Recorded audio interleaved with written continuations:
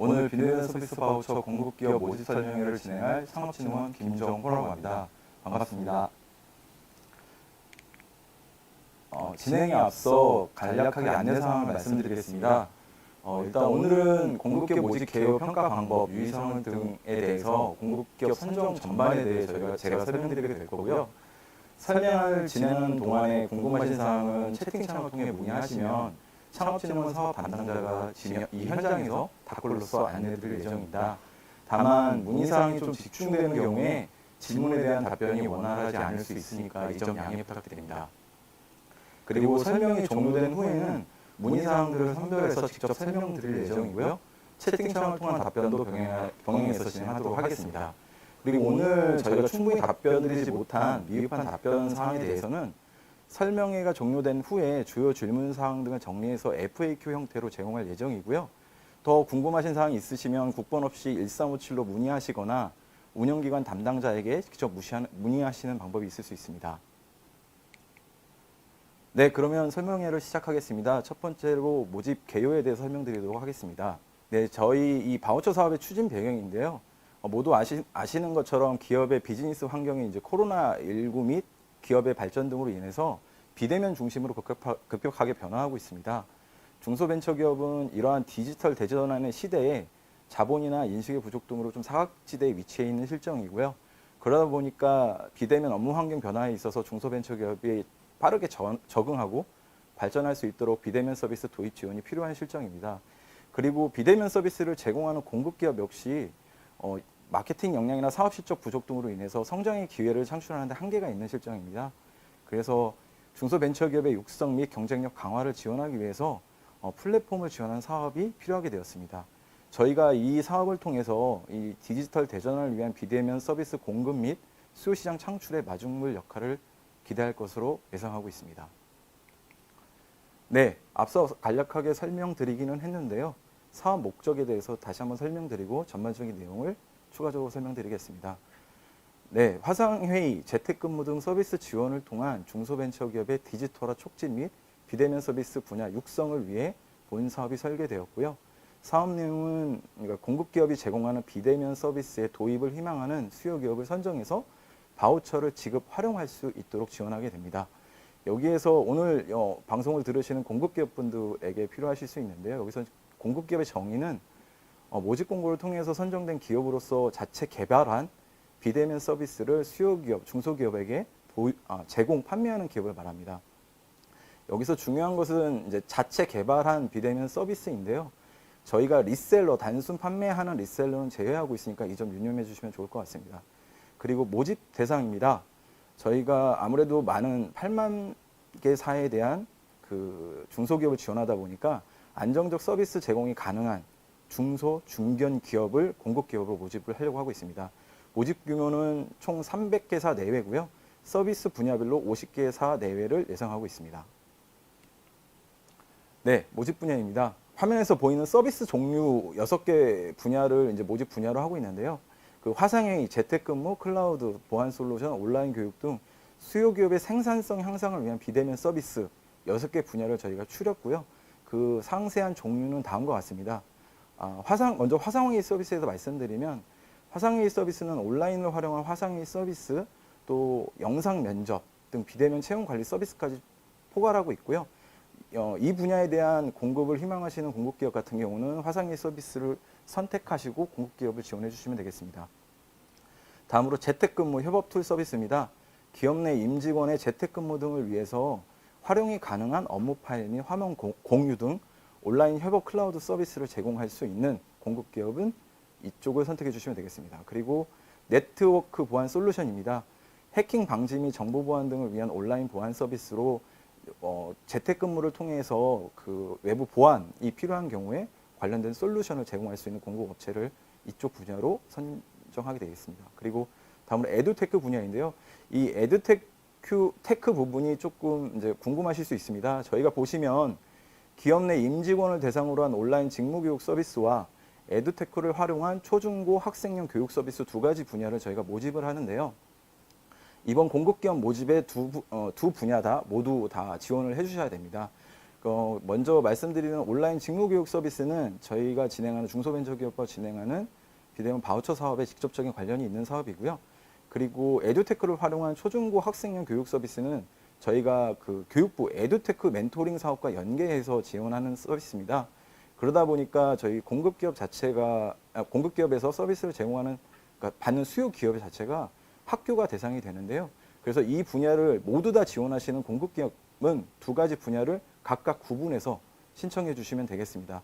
만약에 한 개 분야를 신청하시는 경우에는 원하시는 분야를 명확하게 기입하신 후 신청해 주시면 되겠습니다. 다음으로 돌봄 서비스입니다. 비대면 서비스 이용 기업 돌봄 서비스인데요. 돌봄 서비스는 이제 재택근무를 시작하는 부모들이 집에서 업무에 집중할 수 있도록 돌봄 서비스를 제공하는 그런 서비스인데요. 저희가 단순 돌봄 서비스보다는 어떤 솔루션을 직접 제공할 수 있는 그런 공급기업을 모집하고 있으니까요. 이 바우처 사업을 신청하기 위해 준비하시는 공급기업은 단순 돌봄보다는 어떤 솔루션을 갖춘 그런 기술적인 부분을 조금 그러니까 강조하셔서 내용을 정리하시는 게 좋을 것 같습니다. 그리고 비대면 제도 도입 컨설팅입니다. 원격 근무 도입에 따른 인사 노무 보완 전략 컨설팅이고요. 중요한 것은 원격 근무 도입을 실질적으로 할 수 있는 분야에 대해서 지원을 해주셔야 됩니다. 그 외의 분야는 해당 사항이 없으니까요. 내용 잘 확인하시고 지원해 주시면 될 것 같습니다. 그리고 추가적으로 밑에 별표가 있는데요. 첫 번째 별표 보시면 초중고 학생용 교육 서비스 분야는 교육부 에듀테크 멘토링 사업과 연계 가능한 공급기업이 하나고 있고요. 그리고 두 번째 별표를 보시면 돌봄 서비스와 비대면 제도 도입 컨설팅은 수요 기업당 최대 200만 원 범위 내에서 제공 가능하니까 그 금액에 대한 제한이 좀 있습니다. 그래서 이 부분 유념하시면 좋을 것 같습니다. 그리고 서비스 분류 및 명칭 후에는 저희가 추가적으로 분야나 그 분류에 대한 재정비를 통해서 수정될 수 있는데요. 그거는 지금 단계는 아니고요. 저희가 사업을 운영하면서 점점 개선을 시켜 나가도록 하겠습니다. 네, 다음으로 공급기업 서비스 분야의 구성입니다. 앞에서 말씀드린 이제 바우처를 어떻게 구분할 수 있는지 좀 그룹핑 좀 해봤고요. 첫 번째 화상회의, 두 번째 재택근무, 협업 툴이 있을 수 있고요. 세 번째로 네트워크 보안 솔루션이 있고, 다섯 번째로 돌봄 서비스, 네 번째로 에듀테크, 다섯 번째로 돌봄 서비스, 여섯 번째로 비대면 제도 도입 컨설팅이 있습니다. 여기서 중요한 것은 돌봄 서비스나 비대면 제도 도입 컨설팅 같은 경우는 그 앞서 말씀드린 1번에서 4번 분류에 해당하는 서비스를 반드시 선택해야지만 지원할 수가 있습니다. 그래서 이 부분에 대해서 공급기업을 준비하시는 기업들은 편하게 지원할 수 있다기보다는 이쪽 다른 분야를 선택해야지만 지원할 수 있다는 점 유념하시기 바랍니다. 그리고 인사노무 컨설팅입니다. 인사노무 컨설팅 분야는 인사노무 전문가를 보유한 개인 사업자인 법인 사업자를 대상으로 하고 있고요. 보안 전략 컨설팅 같은 경우는 정보보안 전문가, 정보보안 산업기사 등을 보유한 개인 사업자나 법인 사업자가 지원해 주시면 될 것 같습니다. 관련된 분야는 아무래도 전문성 있는 전문가들이 지원을 해주셔야 하기 때문에 관련 자격이라든지 이런 부분들은 저희가 추후 안내해서 관계되는 기업들이 지원할 수 있도록 추후 안내 드리도록 하겠습니다. 네, 첫 번째 별표 보시면 그 4회 에듀테크 중 4-1 온라인 직무교육 서비스, 비대면 서비스 도입에 따른 경영 기술 등 중소벤처기업 재직 직원의 직무 능력 향상을 위한 목적으로 활용되고요. 법정 의무 교육은 해당되지 않으니까 유의하시기 바랍니다. 그리고 4번 에듀테크 중에 4-2 초중고 교육 서비스는 교육부 에듀테크 멘토링 사업과 연계할 수 있는 공급기업에 하나고 있습니다. 그리고 그 컨설팅 부분에 있어서 신청 조건은 사업자 등록증 상태의 업태 업종이 해당 서비스에 부합되어야 하는 부분이 있고요.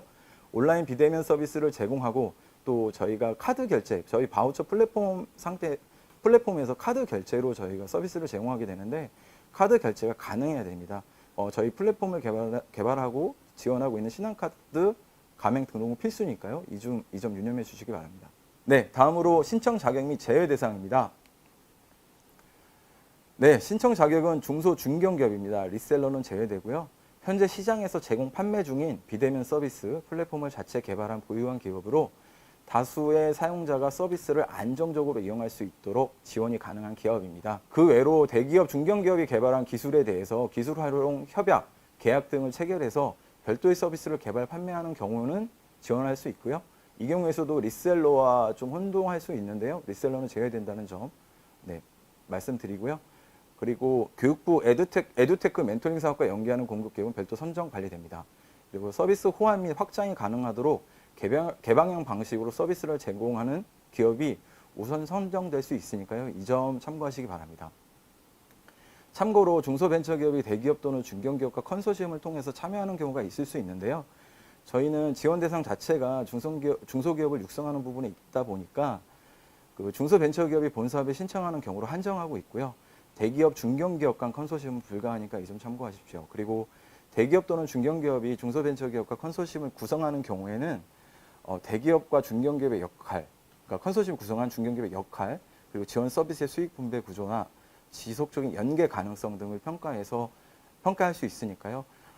이 점 유념하시고 추가적으로 이러한 것들을 증빙할 수 있는 협약서나 계약서 사본을 반드시 제출해 주셔야 되니까 공급기업 신청하시기 전에 관련 서류들을 준비해 주시면 좋을 것 같습니다. 네, 다음으로 신청 지원 제외 대상입니다. 첫 번째로 금융기관 등으로부터 채무불이행으로 규제 중인 자, 대표자나 기업이 여기에 속하고요. 국세지방세 체납으로 규제 중인 자, 대표자나 기업, 그리고 신청이 현재 휴폐업 중인 자, 기업도 포함되고요. 그리고 중소기업 기본법 시행령 4조에 따른 주된 업종이 아래에 해당하는 자, 그리고 중소벤처기업부 장관이 참여 제한의 사유가 있다고 인정하는 자로 제외 대상을 정하고 있는데요. 첫 번째에 있는 그 채무불이행의 규제 중이거나 그리고 국세지방세 체납의 규제 중인 자로서 이 예외 사항에 해당되시는 분은 저희가 그 기업 개요서가 있습니다. 신청 양식을 보시면 기업 개요서가 있는데요. 별도 접수할 수 있는 란이 없으니까 개요서 뒷부분에 해당 증빙 자료를 첨부하셔서 제출해 주시면 저희가 관련 자료들을 확인하고 평가에 반영하도록 하겠습니다. 네, 다음으로 사업 내용 및 기간입니다. 네, 먼저 서비스 제공 절차에 대해 설명드리겠습니다. 공급기업 등록입니다. 공급기업에 선정되시면 비대면 바우처 플랫폼을 저희가 개발하고 있는데요. 그 플랫폼 내에 기업 정보 및 서비스 소개 내용, 가격 등을 등록 게시하게 됩니다. 다음으로 서비스 신청인데요. 수요기업은 공급기업 풀을 확인해서 자사에 적합한 서비스를 선택하고 신청할 수 있습니다. 다음으로 서비스 제공 및 비용 정산인데요. 비대면 바우처 플랫폼을 통해서 신청된 서비스는 공급기업에서 별도 관리하도록 하고요. 서비스 신청 접수에 따라 공급기업의 역량에 따라서 서비스 승인을 하고 승인된 부분에 대해서 서비스 제공, 결제할 수 있습니다. 여기서 주의하셔야 될 부분은 앞서 한번 설명드리긴 했는데요. 바우처 카드 결제를 위해서는 그 등록된 공급기업은 반드시 신한카드 가맹 등록이 필수니까요. 선정되신 이후에 가맹 등록을 해주시면 좋을 것 같고요. 기존에 가맹 등록이 되신 공급기업 같은 경우는 별도로 신청하지 않으셔도 되니까요. 이 점 참고하십시오. 네, 그러면 어떠한 형태로 저희가 비대면 서비스 바우처가 집행되는지 먼저 이미지로 설명을 드리도록 하겠습니다. 첫 번째로 비대면 사업 및 서비스 신청을 수요기업이 바우처 플랫폼을 통해 공급기업에 신청을 하게 됩니다. 그러면 공급기업은 중소벤처기업도 있고 중견기업도 저희 사업에 참여하게 되는데요. 공급기업의 역량이 가능한 범위 내에서 승인을 하게 됩니다. 그래서 공급기업이 확인을 해서 저희가 솔루션을 제공할 수 있다, 서비스를 제공할 수 있다라고 한다면 승인이 될 거고요. 그 다음에 공급기업의 승인된 내역을 수요기업이 확인하고 안내된 결제 금액에 따라서 결제를 진행하게 됩니다. 다음으로 결제를 진행할 때 수요기업은 그 전체 비용의 10%에 대한 비용을 기업이 부담을 해야 되는데요. 기업 부담금이 10%가 입금되었는지 여부를 저희가 바우처 운영 플랫폼 내에서 확인하고 그 10%가 입금된 사실을 확인한 이후에 정부지원금을 통해서 정부지원금과 합산을 해서 바우처 결제가 진행이 됩니다. 결제가 진행된 이후에 공급기업은 수요기업에게 서비스를 제공하면 되고요. 서비스 제공 이후에 별도의 서비스 만족도를 저희가 작성하게 됩니다. 만족도 결과는 향후에 공급기업을 추가적으로 관리하는 데 있어서 저희가 활용하게 되고요. 만약에 서비스가 만족도가 떨어지는 경우에는 서비스 품질 관리를 위해서 공급기업 제외라든지 아니면 추가적인 선정이라든지 이런 절차가 진행될 수 있으니까요. 이 점 유념하시기 바랍니다. 다음으로 서비스 제공 기간입니다. 수요기업 기준 선정일로부터 최대 8개월간 서비스를 제공하게 됩니다. 네, 다음으로 신청 및 접수입니다. 공급기업 신청 접수 기간은 8월 13일부터 8월 24일 18시까지입니다.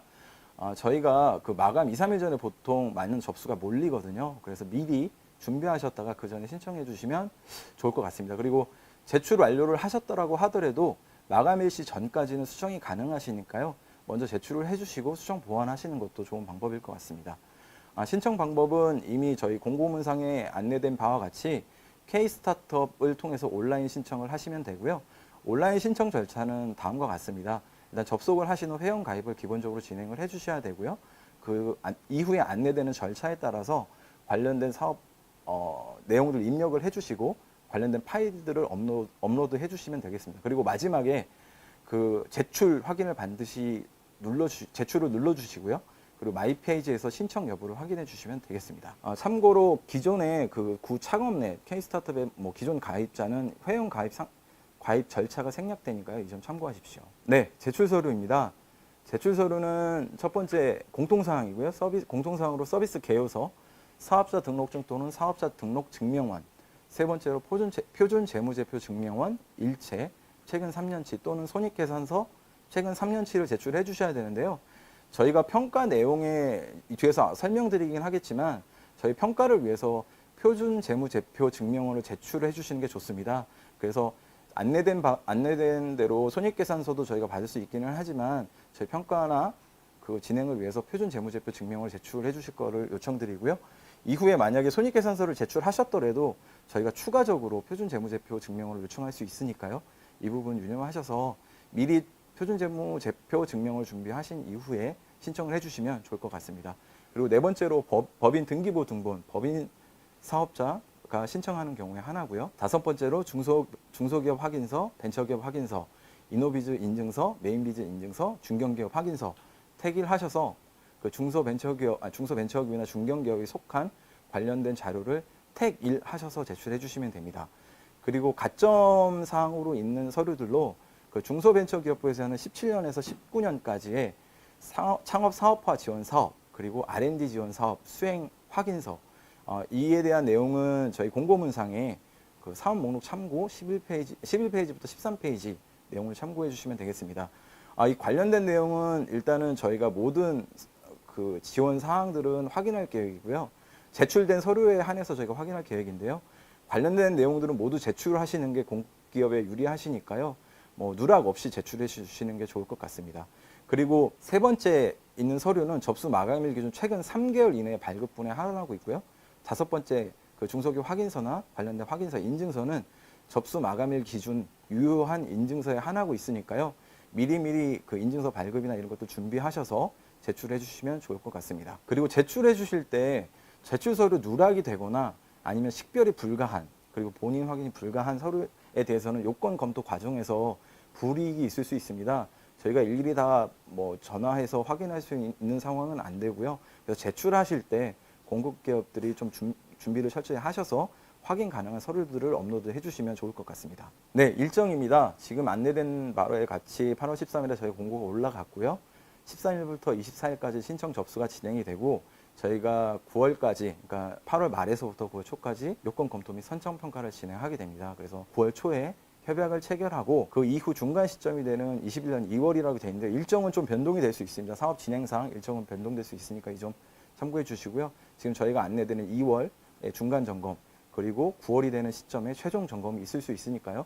이러한 부분 그러니까 이후에 수요 기업을 지원하시는 모든 과정들은 저희가 점검이 진행될 수 있으니까 과정들에 대한 내용들이나 이런 것들을 사전에 잘 정리해 두시면 좋을 것 같습니다. 네, 다음으로 서비스 개요소 작성 방법입니다. 저희가 지금 안내된 개요소를 보시면 여러 가지 내용들로 구분되어 있는데요. 먼저 기업 현황을 작성하는 부분입니다. 기업 정보를 이제 작성하는 란이 있는데요. 거기에 기업명, 그리고 사업자 번호, 법인 번호, 대표자, 공동, 각자 대표 모두 작성을 해주셔야 됩니다. 그리고 중소, 중견기업 구분, 사업자 구분, 설립 연월일, 홈페이지 연락처, 대표 번호, 대표 이메일을 작성해 주셔야 되고요. 사업자 등록증, 사업자 등록 증명원 상의 대표자, 뭐 각자 대표든 공동 대표든 모두 기입을 해 주셔야 됩니다. 그래서 란이 부족한 경우에는 그 해당 양식을 조금 추가하셔서 작성하시는 건 가능하고요. 거기에 그 기본 양식에 등록된 내용들을 변경하시는 건 불가하니까요. 그런 부분 유념해 주시면 좋을 것 같습니다. 그리고 신청 서비스 분야는 최대 3개 분야까지 신청이 가능하십니다.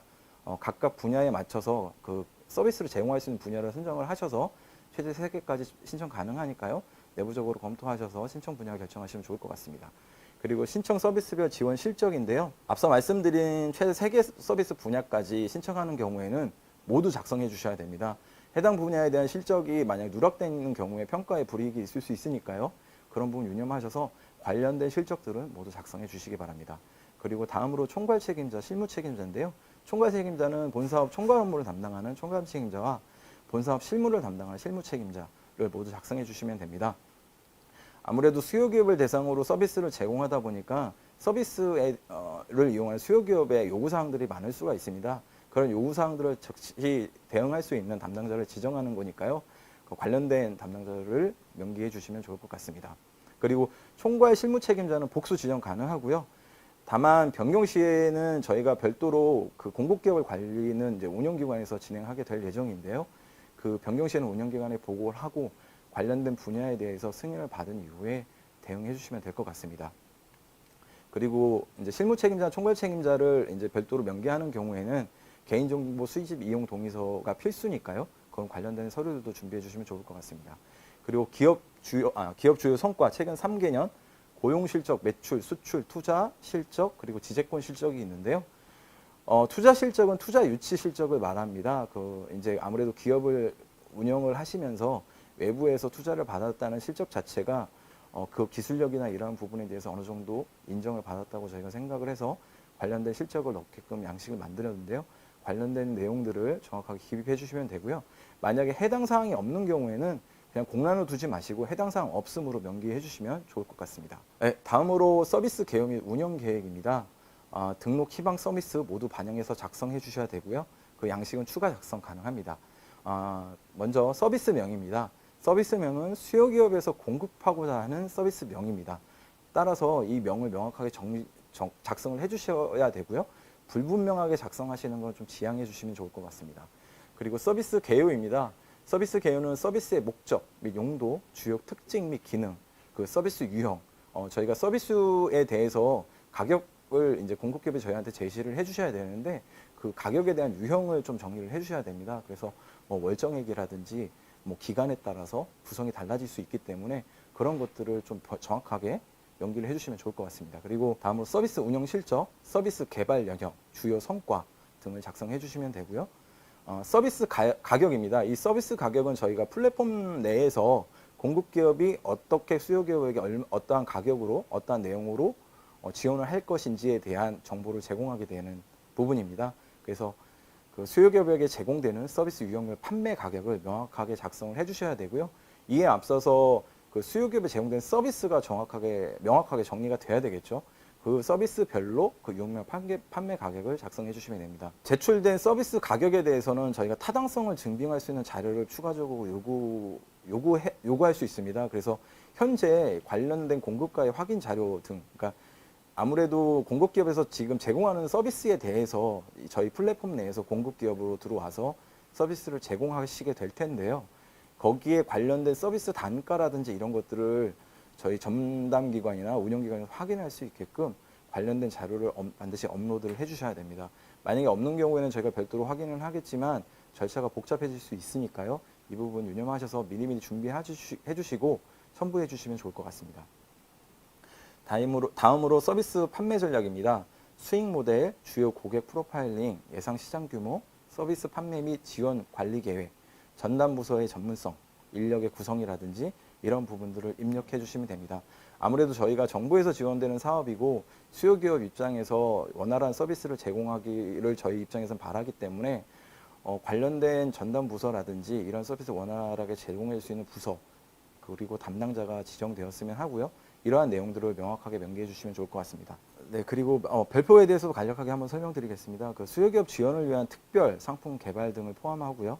공급기업의 지속적인 서비스 운영 위해서 운영기관 중에서 비대면 서비스 분야별 서비스 제공과 지원 방안을 함께 제시해 주셔야 됩니다. 네, 다음입니다. 그 경쟁 제품과의 차별성입니다. 타사 제품과의 기술 기능, 차이점 위주로 작성을 해주시면 되고요. 이 작성 내용은 어떤 기술력이 우수하다라는 부분보다도 수요기업 관점에서 어떠한 부분에서 좀 원활하게 서비스를 이용할 수 있고 어떠한 기능을 사용함으로써 편리하게 편의성이 제공되는 그런 솔루션이다 라는 걸 설명해 주시면 좋을 것 같습니다. 그리고 타사와의 경쟁 상황이나 경쟁 우위에 대해서도 차별점이나 전략을 함께 제시해 주시면 좋을 것 같습니다. 그리고 시장의 파급 효과인데요. 서비스의 확장 및 경쟁력 확보 방안 등인데요. 제가 앞서 말씀드린 것처럼 서비스 호환 및 확장이 가능하도록 개방형 방식으로 서비스를 제공하는 것을 저희가 희망하고 있고 그런 기업을 우대하고 있는데요. 관련된 내용들이 있다면 그런 내용 중심으로 시장 파급 효과를 정리해 주시면 좋을 것 같습니다. 그리고 서비스 이미지입니다. 서비스별 특징, 단가 등을 확인할 수 있는 참고 사진을 첨부해 주시면 좋을 것 같습니다. 그리고 앞서 설명드린 대로 그 중소벤처기업이나 대기업 또는 중소벤처기업이 대기업 또는 중견기업과 컨소시엄을 통해 참여하는 경우에는 그 컨소시엄 기업별 역할, 서비스 개발 결과물 활용 방안, 추진 체계 및 서비스 관리 조직의 구성, 주요 업무별 담당자와 참여 인력의 제시, 사업 성과 및 산출 방안 등을 함께 제시해 주시면 됩니다. 이에 대한 증빙으로 그 관련된 기업 간 업무 협약 또는 계약서 사본을 제출해 주셔야 되는데요. 원본 대조필 날리는 필수니까요. 원본 대조필 이후에 관련된 내용들을 정리해서 제출해 주시면 좋을 것 같습니다. 네, 다음으로 서비스 계획서 작성 유의사항입니다. 계획서는 이제 한글 국문으로 작성해 주셔야 되고요. 영문으로 약어를 사용하는 경우에는 약어표를 별도로 좀 기술해 주시면 좋을 것 같습니다. 그리고 계획서 양식에 따라 세분해서 누락 없이 작성해 주시고요. 추가적인 제한사항, 기술적인 설명 자료 등은 추가하는 경우에는 별지를 사용하여 작성해 주시면 좋겠습니다. 그리고 양식에 해당 사항이 없는 경우에는 해당 항목에 해당 없음으로 간략하게 기술해 주시면 좋겠고요. 그리고 모호한 용어 사용은 평가 시 불가능한 것으로 간주될 수 있습니다. 뭐를 할 수 있다, 뭐또 가능하다, 뭐를 고려하고 있다 등이 이에 해당하는데요. 이러한 용어 사용은 지양해 주시면 좋을 것 같습니다. 그리고 제출된 서비스 계획서의 기재 내용은 수정 삭제가 불가능하고요. 협약 체결 시에 협약 조건의 일부로 간주됩니다. 그리고 저희가 평가라든지 협약 진행 과정에서 필요시 추가 자료를 요청할 수 있는데요. 요청에 따라서 제출된 자료도 계획서와 동일한 효력을 가지니까요. 이 점 참고하십시오. 앞서 또 설명드린 부분인데요. 그 계획서에 작성된 참여 인력은 공급기업 사정에 따라서 변경할 수 있습니다. 다만 사업 신청 당시의 인력 구성 수준을 좀 유지해야 되는 부분이 있고요. 또한 인력 변경으로 인해서 원활한 서비스 제공이 어려운 경우에는 전담기관 및 운영기관에 공급기업에게 개선을 요구할 수가 있습니다. 이 점 참고하십시오. 네, 다음으로 평가 및 선정입니다. 네, 평가 절차는 크게 2단계 평가로 보시면 될 것 같습니다. 요건 검토, 서류 평가, 최종 선정 단계로 진행을 하는데요. 요건 검토는 이제 채무 불이행이라든지 휴업 여부 등 이제 앞에서 자격 요건들로 제시된 서류들을 확인하고 신청 제외 대상에 포함되는지 여부를 확인하게 됩니다. 그리고 서류 평가인데요. 저희가 전문가 위원회를 별도로 구성하고요. 신청 기업의 서비스의 적합성, 우수성, 앞서 말씀드린 내용들을 정리를 해서 평가를 진행하게 됩니다. 그리고 이제 최종 선정이 되시면 공급기업 최종 선정 공지 플레에 등록되게 되고요. 관련된 정보는 저희가 플랫폼이 구축되는 대로 그쪽으로 정보를 넘겨서 공급 서비스를 지원하실 수 있도록 구축할 계획입니다. 그리고 필요시에 저희가 공급 기업의 역량이라든지 그런 서비스 제공 내용들을 확인하기 위해서 현장 실사가 진행될 수 있으니까요. 이 점 참고하십시오. 다음으로 평가 기준 및 선적 기준입니다. 평가 항목은 크게 4가지로 구성되어 있는데요. 사업 수행 계획 및 역량, 서비스 제공 및 안정성, 서비스 우수성, 발전 가능성 이렇게 크게 4가지 분야로 볼 수 있고요. 그리고 각각의 배점은 보시는 바와 같습니다. 그래서 100점 만점으로 저희가 평가를 하게 되고요. 다만 이제 과락이라는 평가 항목이 있는데요. 그러니까 각 항목별로 배점의 40% 미만 획득 시에는 종합평점 결과 관계없이 탈락 처리되니까요. 이 점 유념하십시오. 그리고 추가적으로 저희가 초기 창업기업을 육성하기 위해서 업력 3년 미만에 해당하는 기업은 재정 건설성 부분에 대한 평가를 제외하고 있으니까요. 그 부분 참고하십시오.